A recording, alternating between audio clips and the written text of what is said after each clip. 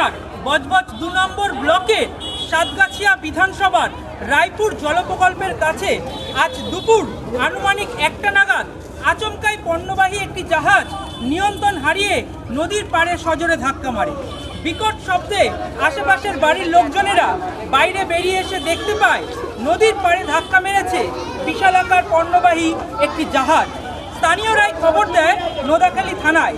প্রশাসনের লোকেরাই ঘটনাস্থলে এসে পৌঁছালে জাহাজটি নিয়ন্ত্রণ হারিয়ে নাকি যান্ত্রিক গোলযোগের জন্যই নদীর পাড়ে ধাক্কা মেরেছে তা এখনও সঠিকভাবে জানা যায়নি।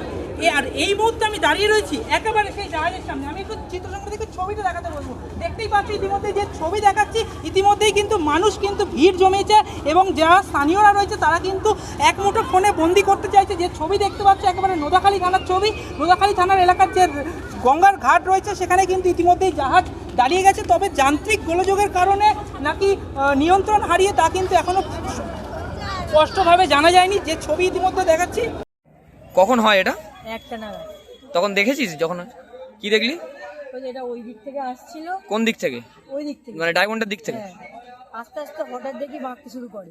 আচ্ছা। তারপর আমরা চান করছিলাম আর তারপরে দেখি হঠাৎ ওখানে তো ঠুকলো। তারপর সবাই আমরা দৌড়ে দৌড়ে আগে ধাক্কা মেরেছে। এখন কি সবাই দেখার জন্য আসছে? হ্যাঁ। কি নাম তোমার? নাম কি? সোজা আসছিল কটা নাগাদ ঘটনাটা? 1টা 10 থেকে 1টা 20। 1টা 10 থেকে কটা নাগাদ ঘটনাটা ঘটে? 1টা 10 থেকে 1টা 20 নাগাদ ঘটনাটা ঘটে। জাহাজটা সোজা আসছিল, আস্তে আস্তে প্রথম ফার্স্ট স্টেজ একটা চেন ফেলার পরে ফিরে 2 নম্বর চেন ফেলার পরে যখন রাখতে পারে না জাহাজটা, তারপরে এদিকটা উঠে আসে। মানে এক প্রকার কি নিয়ন্ত্রণ হারিয়ে এদিকে ধাক্কা? অ্যাকচুয়ালি নিয়ন্ত্রণ হারিয়ে ফেলেছে, না নিয়ন্ত্রণ হারিয়ে এদিকটা উঠে এসেছে। কোন দিক থেকে আসছে? জাহাজটা আসছিল আমাদের ওই সাইড থেকে, ডায়মন্ডের দিক থেকে? ডায়মন্ড দিক থেকে কলকাতার দিকে রওনা দিচ্ছিল। কলকাতার দিকে যাচ্ছে।